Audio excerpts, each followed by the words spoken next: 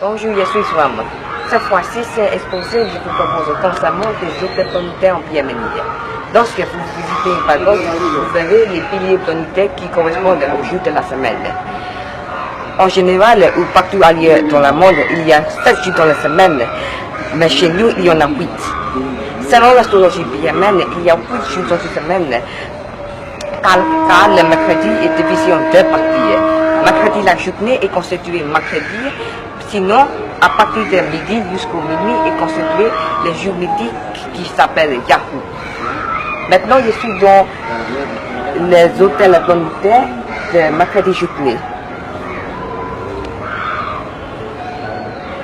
C'est pour ça qu'on trouve 8 hôtels planétaires autour de la pagode. Chaque jour possède sa propre planète et son symbole. Le lundi possède la lune et son symbole est un tigre. Le mardi possède la planète Mars et son symbole est un lion. Le mercredi, la journée possède la planète Mercure et son symbole est l'éléphant avec des défenses. Le mercredi le soir ou bien le jour mythique possède l'éléphant sans les défenses. Le jeudi possède la planète Jupiter et son symbole est je souris. Le vendredi possède la planète Vénus et son symbole est une cochonne d'Inde. Le samedi possède la planète Saturne et son symbole est le dragon mythique. Le dimanche possède la planète, le soleil et son symbole est le Garuda.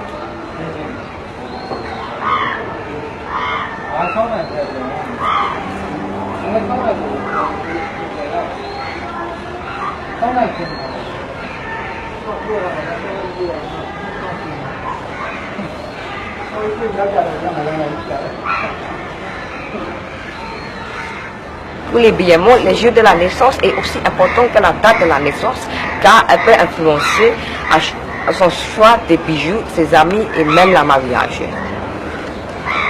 Il y a 33 lettres dans l'alphabet BMO. Dans l'alphabet, il y a un mélange de quelques lettres en langue pali, qui est une langue ancienne dérivée par sanskrit. Pour construire les noms, 5 lettres sont réservées pour l'Indien. Alors moi, je suis né en mardi, alors mon nom est construit avec ces 5 mots.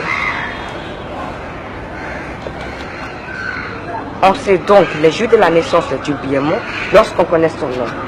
Quand un BMO visite une pagode, il va faire son pilier planétaire pour faire des vœux, offrir des fleurs et des bougies et verser de l'eau au potable. On offre des bougies en souhaitant être intelligent. On offre des fleurs en espérant avoir la belle vie et la beauté. Et on verse de l'eau au Bouddha pour avoir une longévité de la vie. En général, on verse de l'eau selon nos âges plus un an. Maintenant, il est 12 ans, alors il doit verser 13 fois. Une autre option est verser 3 fois seulement. ça va dire un pour le Bouddha, le deuxième pour son Dhamma ou son enseignement, et la troisième pour Tanga, ses disciples. Alors, 1, 2 et 3. C'est la fin de mon exposé. Je reviendrai vers vous plus tard. À bientôt.